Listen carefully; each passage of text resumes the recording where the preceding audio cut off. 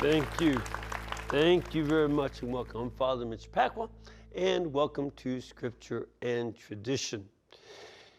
We, of course, love having you be part of the show, and for the first time since the COVID crisis, we have a live studio audience. The others have been dead, terrible. But these guys are live, and it's good to have them here from different parts of the country. And you can join us in our live audiences too now. If you get a chance to come down here to Sweet Home, Alabama. Or you can give us your questions or comments during the live show, which of course is on Tuesday at 2 p.m. Eastern Time. And you can call into the show. The phone number to call if you are in North America is 1-800-221-9460. 1-800-221-9460. If you are not in North America, that won't work. But you can call in on another number, country code 1, area code 205-271-2980. You can also send us questions and comments via email, writing to Scripture and Tradition at EWTN.com. Or you can follow us and participate on the show with Facebook and YouTube. Now, today we're going to talk about the way that unity with Jesus Christ and with His church is what makes possible true diversity and uniqueness. And it's very important in our contemporary world where a lot of people kind of look alike. So we're going to be starting on page 87 of my book entitled How to Listen When God is Speaking, a guide for modern day Catholics. All right, let's begin then. If you remember, last time we were talking about the way when your body is together, you can see this great diversity of organisms. But when, God forbid, but sometimes it happens that part of the human body or any other animal's body gets separated, it decays, and then eventually decays into its component chemicals, calcium, iron, and zinc, and all the other chemicals that are in the body. And at that point, pretty much the different component parts look alike. You know, iron atoms look like other iron atoms, so it makes them iron. Calcium looks like other calcium atoms, and you know, just as they break down, they look pretty much the same. Whereas it's only when those chemicals are united in the organism of a body that they become very diverse. Some are eyeballs and parts of our ear, and even within the ear there's the eardrum and all the other parts of the ear and the mouth, throat. I mean, your whole body has this tremendous and pretty complicated different diversity within it. Well, that is a pretty fair analysis of what goes on in the church. When we are separated from Jesus Christ, and when we are separated from His church, we pretty much look like all the rest of the sinners, not that much different. And you can see how very frequently systems of government and thought that remove God tend to make everybody look the same. So, if you think back on pictures of, Soviet Union, and there wasn't a lot of diversity. I got to visit my relatives in Poland back when it was still communist over there. And it just had this distinct impression of walking into a black and white television where various shades of gray are all over the place. That's just the way that it goes. And when we see people closely united to Christ in the church, then we start to see the distinctiveness of each person come out, just like the eyes are so distinct from the hands, and the face is distinct from the foot and all the other distinct organisms. And whether you're materialistic or just going for being a sinner, they look pretty much the same because they're separated from Christ like a part of a body. And that isolation oftentimes is stated in the purpose of saying, well, I want to be different than everybody else I grew up with. But you'll end up just like the other sinners, okay? Whereas the saints are truly distinctive. And I want to give a few examples from modern times, and some of which I'd actually been able to come across, and see how distinctive these people are. The first person I described was Mother Angelica, largely because I knew her. I'd been working here at the network, making programs since 1984. So I've got a chance to know her fairly well. And, she's very much a classic example of somebody who loved Jesus and the church so much. This was the love of her life. And that's what she cared about more than anything. A lot of you may remember that she had been crippled back, I think, in the 1950s. It was an accident.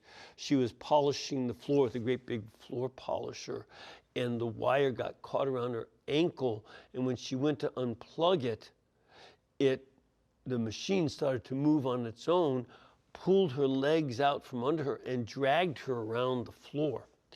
They gave her a 50-50 chance of walking again. And so she said, Jesus, if I can walk after this, then I will build a convent in the South. Now, in the 1950s, this was the time of beginning the civil rights issues being addressed in various issues. Well, they had been addressed earlier, but this is when they were becoming a serious issue. And the Southern Catholic Church is pretty much a missionary church. So she wanted to be there and pray for racial harmony. That was one of her goals, in starting a convent in the South. She didn't know where she'd go, but she knew she wanted to go. Well, after the surgery, she could walk. She needed a brace, but she could walk. And so she said, well, I'll keep my part of the bar. I didn't ask if I could do it without braces. So if I can walk, that's what I'll do. And she made fishing lures. She called them St. Peter's fishing lures, and sold them in fishing magazines, and got enough for down payment on some land here in the South. And what she did is, there's a picture of it too. They blindfolded her, and she stuck a pin in a map of the southern states and landed on Birmingham. So she came down here, and one of the local priests used to drive her around in his little Volkswagen and just looking for land and different options. And then she found this piece of property that had a little house on it, the first convent, still there. And to support the convent, they also roasted peanuts for the local baseball stadium, until one of the local politicians said, well, you know, Mother, to make sure that you keep on doing this peanut business, you need to give me a little something under the table. And she looked at him and said, I am not going to go to hell for a bunch of peanuts. Goodbye. There's a lot of consistency in the way that she acted over the years. And so that's when she started writing little pamphlets of spiritual reflection. The sisters printed them up. They got a printer.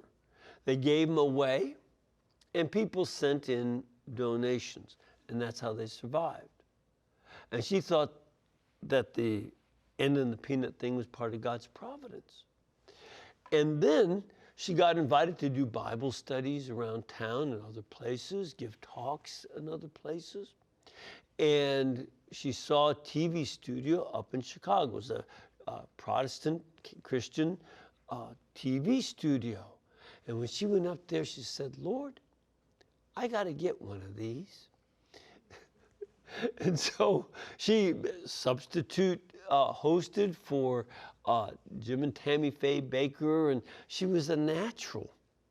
Well, while she was making some programs for the 700 Club Network, the little spiritual reflections she did at a local TV studio, one of the big three affiliates, I don't remember which one, and she saw they were previewing a movie that portrayed Jesus as having a homosexual relationship with the Apostle John.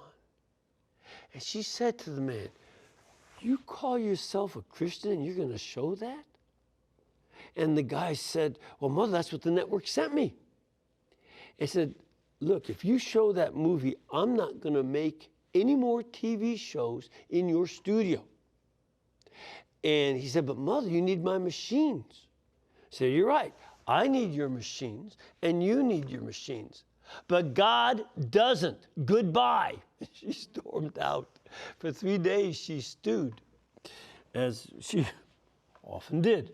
And she, after 3 days, she said, we're going to start our own television studio. So she walked out to the back of the property where they're building a garage for the sister's car. And she said to the guys making it, do you think you boys can change this from a garage to a TV studio? They said, sure. So she helped draw. No, she had training in drafting when she was in high school. They used to teach that in high schools. So she drafted up what it would look like. Still, and these parts of the building are still here. And they did it. And then she said, do you think you boys could stay and learn how to run the cameras and the other machines? I said, sure. So they did. They, I knew these guys, of course. I still know them. And they just opened up the boxes when the cameras arrived, and everything was in pieces. Unlike myself and certain other guys, they read the directions. And they put it together. And so then they learned how to operate them and became good cameramen. And they stayed on. Back in 81, they got it started. And they've been making these shows. And to think back on how she started the network with $200 in the bank. That's all she had. And so the banker said to her, well, Mother, what are you going to put up for collateral for all this loan I'm giving you? So I'll put up the convent. I said, I can't accept that. If I foreclose on you, I'll be the laughingstock of Birmingham. And she said, look, you make bad loans to business people all the time. You just trust Jesus and we'll get you your money back. So I gave her the loan. So, amazing. And so with that, and it's one miracle after another, building it. She got the resources, the loans, the people to do the work. We're on for 4 hours a day in those times. And she and Ted Turner came up with the same model. that you give the network away. You don't charge. In those days, cable was new. And every cable company charged a fee if you included it in the package. Well, she gave it to everybody for free. Jesus gave it to her, so she's giving it away. Just like she did with the little pamphlets, same idea. So then she went ahead and started doing the shows, and it was close.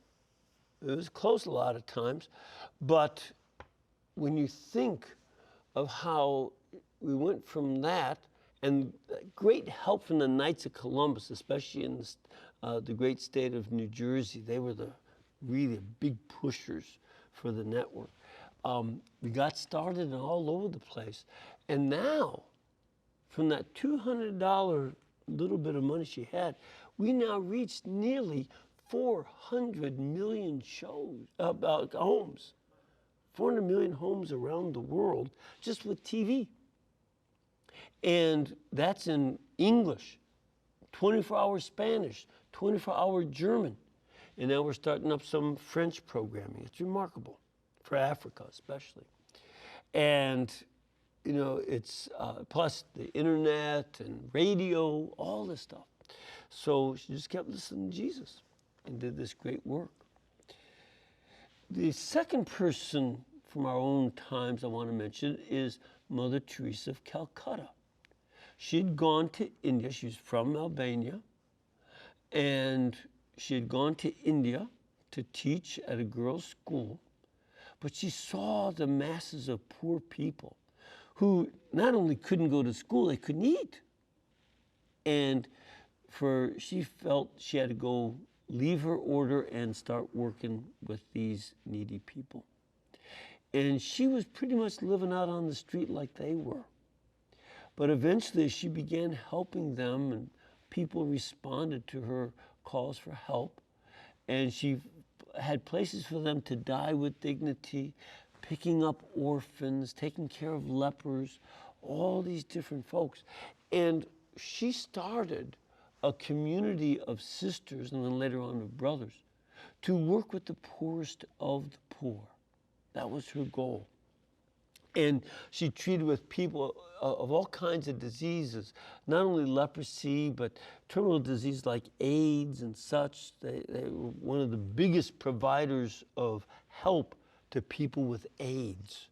It just was remarkable. And her order has continued to grow. She, of course, has been canonized as saint. And over the years, I had been very amazed at how many people would look to her as a model of goodness.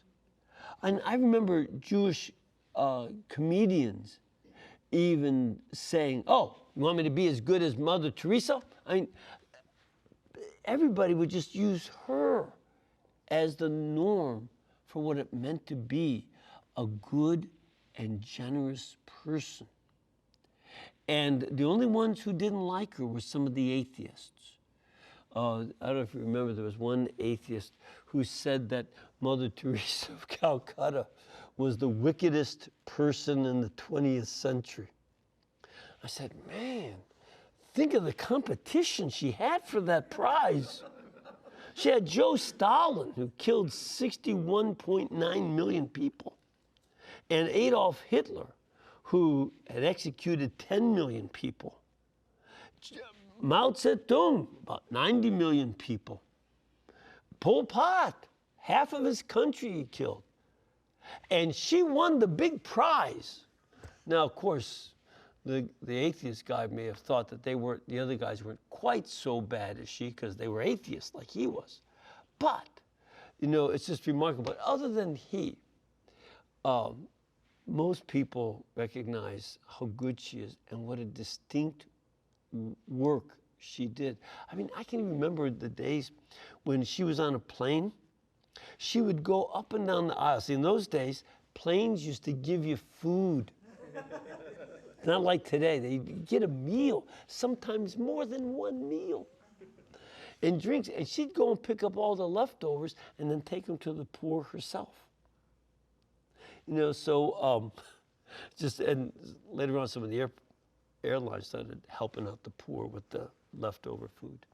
So, she's another example of a very distinctive person who, because of her love of Jesus, she was so focused every morning with her holy hour, focused on Jesus. And you see this change in her, the development of a whole community, that people doing the same work because they love Jesus, and this care for poor, whether they were Christian or not, didn't matter. She just wanted to help those who needed help and were the poorest of the poor. All right, we're going to take a break. We'll get to our third character. So please stay with us.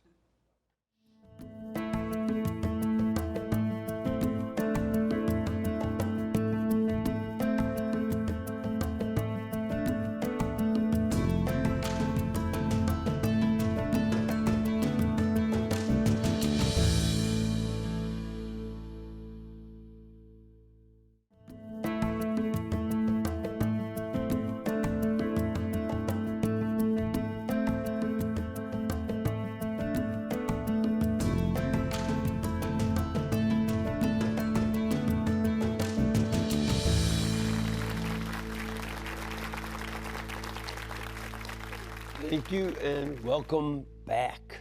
Been talking about how union with Christ and with the church is what makes us distinctive. And the more closely united to Christ we are, the more distinctive we become. And I mentioned sort of someone I knew, named Mother Angelica. Of course, everybody was well aware of Mother Teresa of Calcutta. The third person I'd like to deal with is Pope St. John Paul II, whom I did not know, but as you remember, when we did Threshold of Hope, went through a lot of his writings, and I got to know a lot about his life. And been to his hometown in Poland. And he's another one of these characters that's so distinctive. As a little boy, he was extremely intelligent. He stood out in his school. They had Latin tests. Everybody took Latin. And they had Latin tests and Latin contests. And during one of them, he won first prize, as he usually did. And the cardinal from Krakow happened to be there, Cardinal Hlond.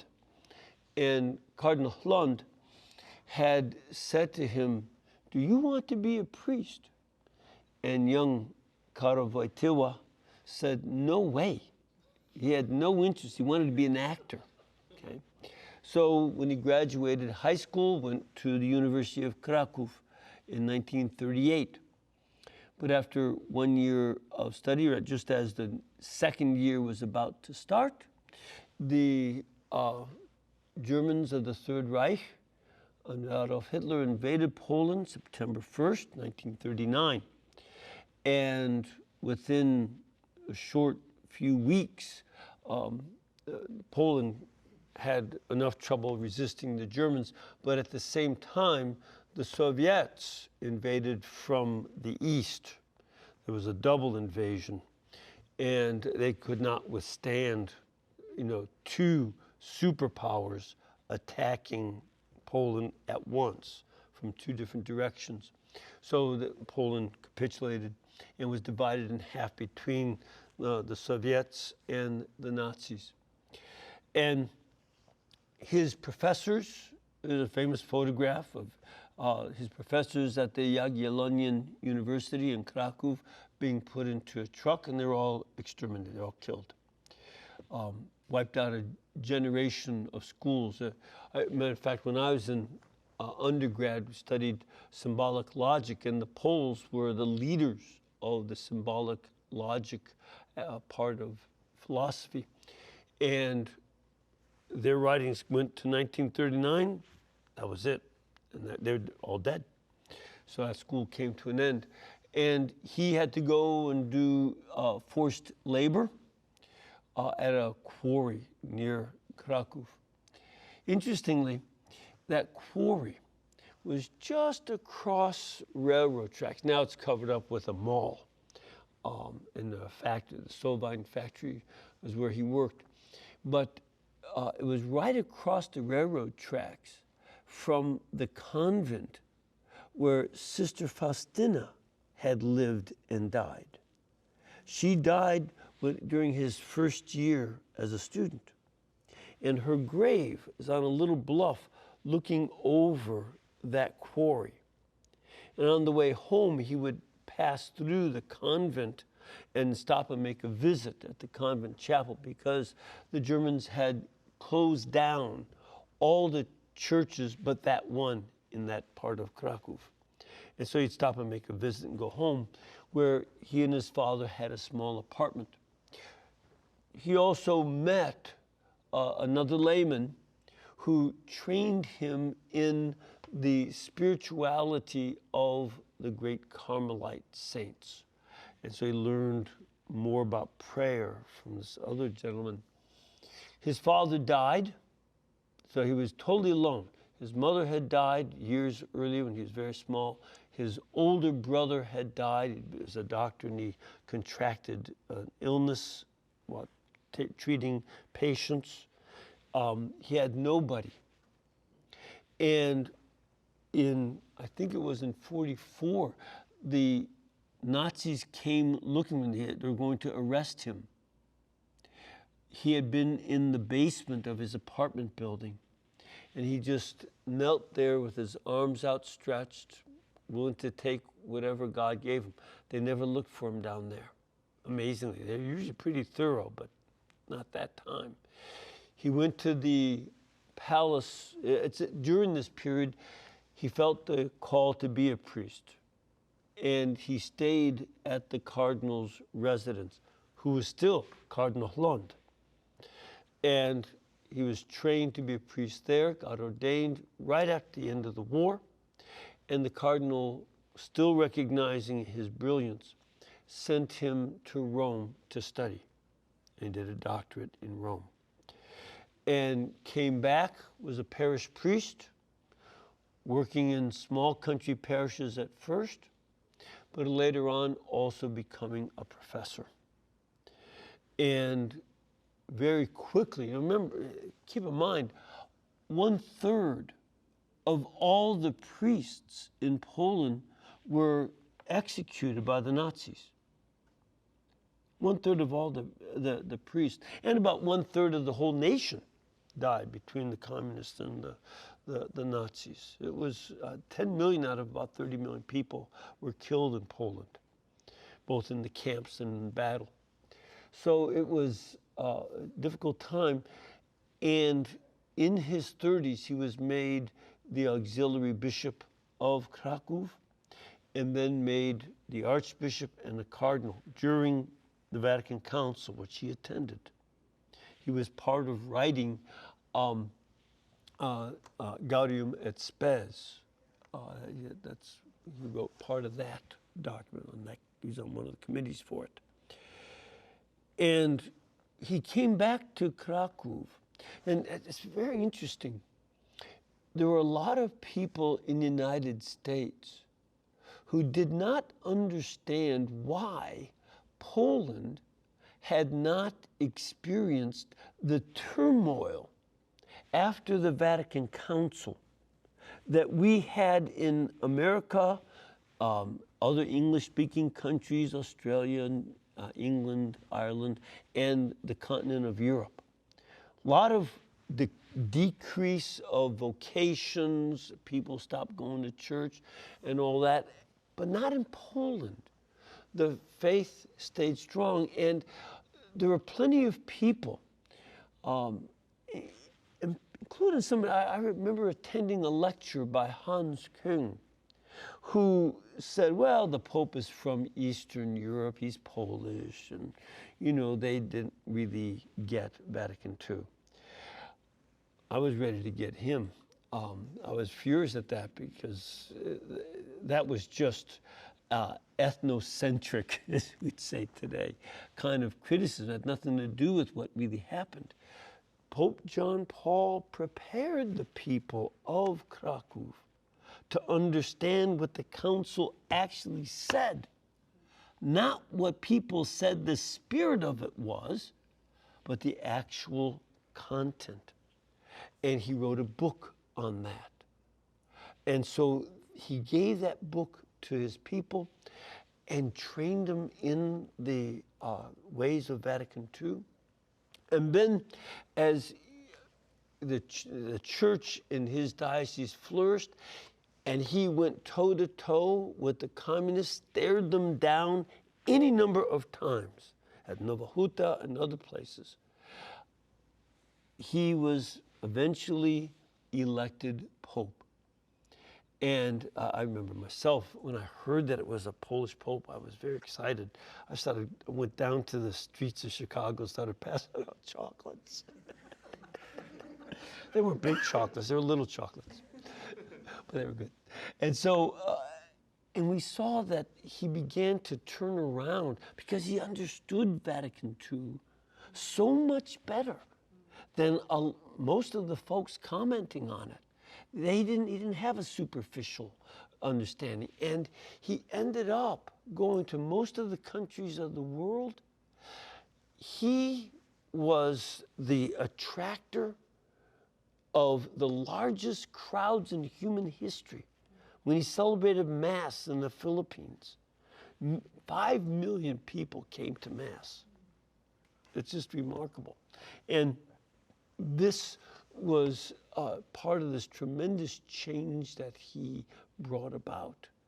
And he truly, the more close he became to Christ and to the church, the more distinctive this guy who had nothing, no family, no money, no property, nothing. And he becomes one of the 3 key characters in bringing down the Soviet Union and the communist empire of Eastern Europe. It's remarkable. And to do so as peacefully as it did happen, also remarkable. You know, I grew up in the Cold War era. We expected a nuclear bomb to destroy us, and that just dissipated. So these are people who become distinctive in Christ. None of them was the kind of person that would be expected to be world renowned. But because they were so close to Christ, they were used by God to transform the world. And you can't tell the history of Catholicism without Mother Angelica, Mother Teresa, and Pope John Paul.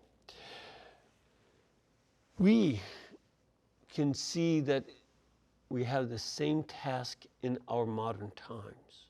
We also have to learn to become closer to Christ, to listen to him, and let him use us. And as we get closer to Jesus Christ in our own prayer life, then we will become more united with him in the church, more distinctive because of him, and he will be able to use us to raise up the wonders and distinctiveness of other people throughout the world. So this is something that we can very much learn from. Okay? All right. We're going to open up for questions. I'm going to start off with an email from Suzanne. She says, Dear Father Mitch, I'm confused with the line in the prayer to St. Michael that reads, may God rebuke him. If God has already defeated the devil, to whom does this line refer? Is it a constant battle between God and the devil? That doesn't seem right. Thank you for answering. I love listening to you. You've taught me a lot. Suzanne. Well, I'm glad to teach you a lot there, but think about this now. Suzanne? Is it a constant battle between God and the devil? Absolutely. Let me use an analogy. You know, my dad fought during World War II, and he spent the rest of his life trying to figure out what was going on in the other theaters of the war. He knew he was a small cog in a great big war machine. He fought in Africa during the war. And he always wanted to learn more, so I learned with him. And I use this analogy from World War II. Once the Allies had invaded Italy and then had invaded France, and the Russians had defeated the Germans at Stalingrad, one of the most awful battles of the whole war. That was the most deadly battle of the war. But once those three key battles had been defeated, the Nazis were going to lose. There was no way that they could win at that point. Best they could hope for was a truce, and we didn't give it to them. So we had basically won the war with those three battles. However, the Russians still had to fight all the way across Russia, pushing the Germans back to Berlin, and then it was street to street fighting in Berlin. We, on the Western Front, had to keep pushing against the Nazis until we pushed them into Germany. And it was fighting every inch of the way, street to street fighting in big battles, like the Battle of the Bulge. Even though it was inevitable they were going to lose, you still had to deal with that combat until they finally capitulated. That is a good analogy for what goes on. Yes, Christ defeated Satan. He won the battle against him. And his incarnation is very much like the D-Day invasion. But there's an ongoing fight all the way. And so we see in the epistle of Jude that the Saint Michael, the archangel, rebukes Satan. That's where we get that line from, the letter to Jude. And we're still in a battle for Satan. I mean, ask people who are caught up in the occult, caught up in sin, caught up in drug habits, alcoholism, and tell me that we're not struggling against evil and against Satan. Think of the people who are killing on such wide levels because of drugs or with abortion. That's a battle from the devil. And those who, remember, Jesus, our Lord, said, Satan is a liar, the father of lies, and a murderer. People who use deceit and murder as their tools are on Satan's side, and we have to deal with that. That's the reality. And so this is why it's an ongoing fight. It isn't over yet until, not the fat lady sings. Yogi Berra was pretty good, but it's not over until all the angels sing on the last day. And they'll be singing holy, holy, holy, and we'll be joining them if we're on Christ's side. So keep up the battle until the end. Okay? All right, we'll take a break, come back with more of your questions if our studio audience has any, and we'll try to deal with any phone calls. Stay with us.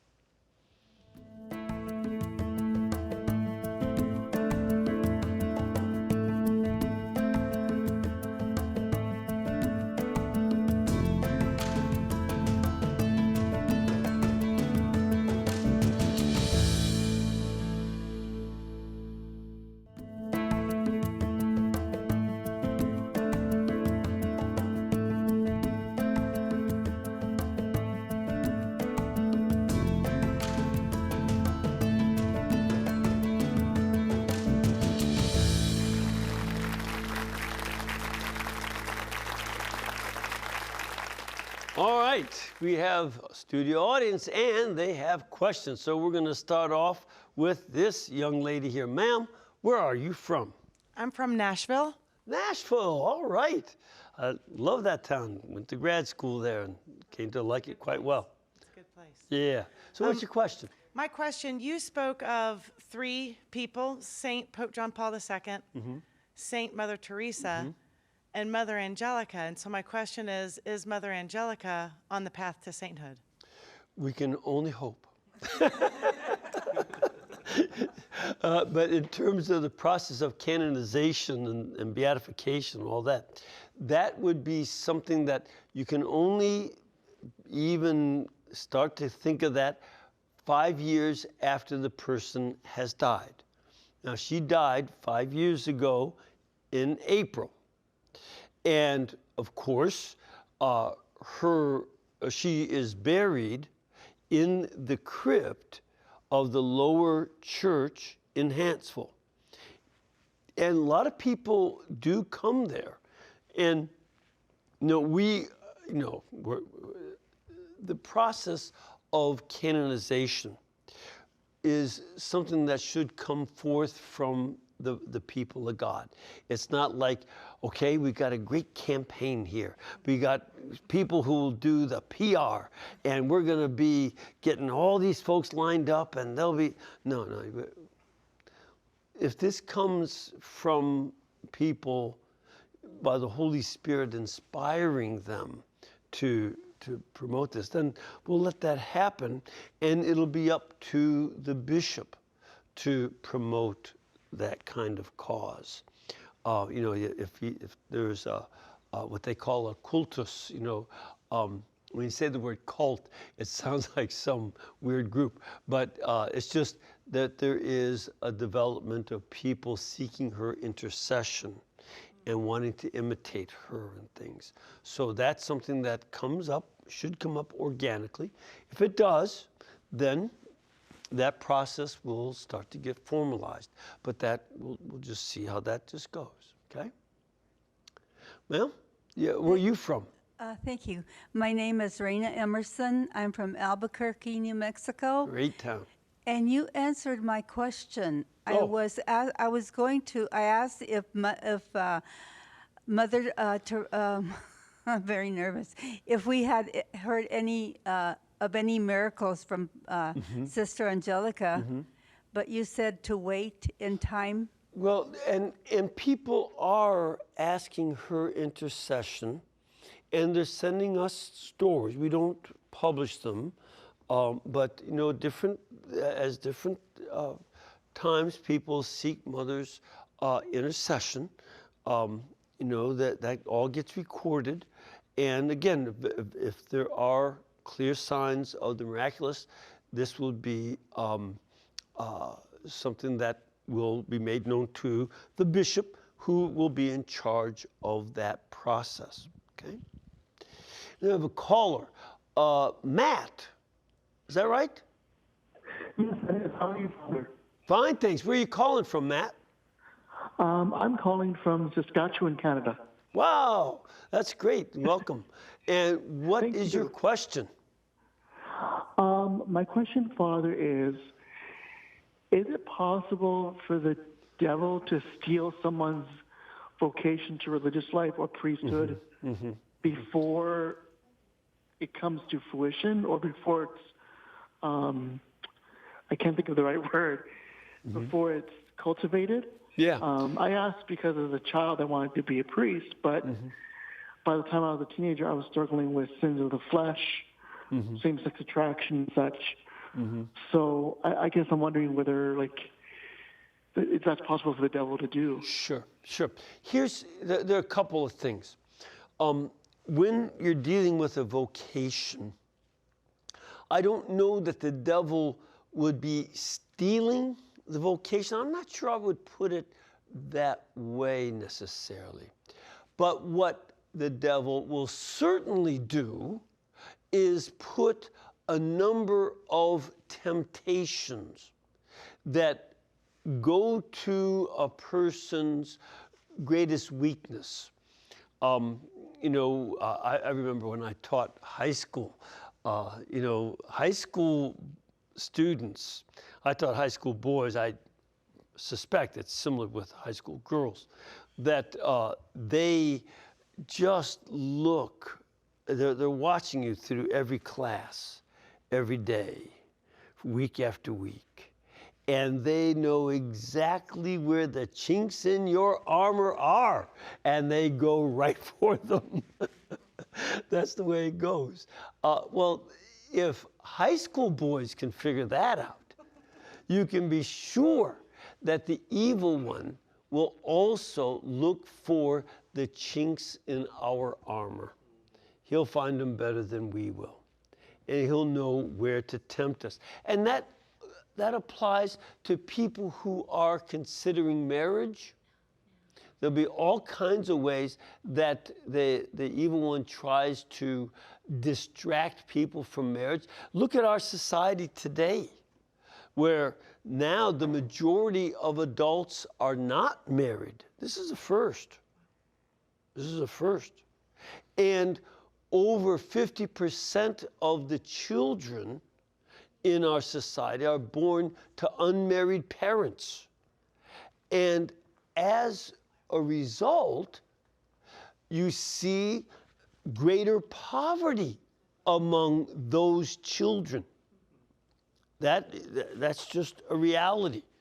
Without both parents struggling together to raise a child and feed them and all that stuff, the children are more poor. And they have a variety of other difficulties, higher difficulties in school, higher difficulties in various issues of drugs and other things. So the evil one will use modern desires to be independent. I can love the one I want, love whoever I want, any way I want, and no one can tell me. And then the evil one uses that as a way to tempt people away from marriage, say, or from a vocation to the religious life or priesthood. And even if somebody becomes a priest, there are all kinds of temptations. If you don't believe me, read about the 12 apostles. They had plenty of temptations that they gave into. Read about Judas. He had plenty there. And those kind of temptations come to clergy, priests, bishops, nuns today. So that's more the way I would put it. He knows where we're weak, and he goes after those weaknesses. Okay? All right. Ma'am, where are you from? I'm from a little town outside of Scranton, Pennsylvania. Well, aren't you something? Good to have you here. Thank Good you, to Father, have for you. all that you do. Oh, my pleasure. And our culture today claims that the Catholic Church and the Catholic hierarchy are science deniers. Mm-hmm. With over 65 million abortions a year, who really are the science deniers? As a matter of fact, even not only with abortion, let's think back on this past year and a half in dealing with the COVID virus. If you dared to disagree with Facebook or YouTube, you were cut off. Even though a lot of what was being said that they forbade you to say, that this came from Wuhan, and it is probably associated with a lab in Wuhan. They said, you cannot say, das ist streng verboten. And so, and they were just so dictatorial and said, wait a minute, can we discuss this? No, we can't. And it turns out that that might be the case. In fact, a lot of times, if certain politicians, like the last president, said something, they made sure they said the opposite without examining the various positions of science. Science requires people to do research and present different theories, test how they work. That's what it does. So they became science deniers. You can also think about it this way. there were people. You know, the church had a lot of opposition to Charles Darwin and his theories. And a lot of people were gung-ho for Charles Darwin. But Darwin was also the one who wrote in his second book, The Descent of Man, that African people are a species in between the human being and the ape. And they need to be eliminated the way you would an inferior breed of cattle. And the great scientist Charles Darwin was cited by the Ku Klux Klan, Adolf Hitler, and the Nazi Party, and a variety of other people as scientific proof that there are inferior peoples, inferior races. We have to eliminate them. And they did, or tried. Check into Margaret Sanger and Planned Parenthood. You think it's an accident that they put 60% of their abortion clinics in black neighborhoods and Hispanic neighborhoods? These are inferior people, she wrote. That's why she spoke to the Ku Klux Klan 5 different times at their national convention. And so that was science of that time. Whereas on the other hand, it's not bad to point out that the discoverer, the father of genetic science, was an Augustinian priest from Austria. The discoverer of the Big Bang theory was a Belgian priest, Father Georges Lemaitre. I don't think we're anti-science. Matter of fact, you have, a good number. All the Catholic schools have science departments and have trained scientists all over the world. The first university was it at Padua or Parma? I think it was at Padua in Italy. It was a medical school. That was the first university, even before University of Paris.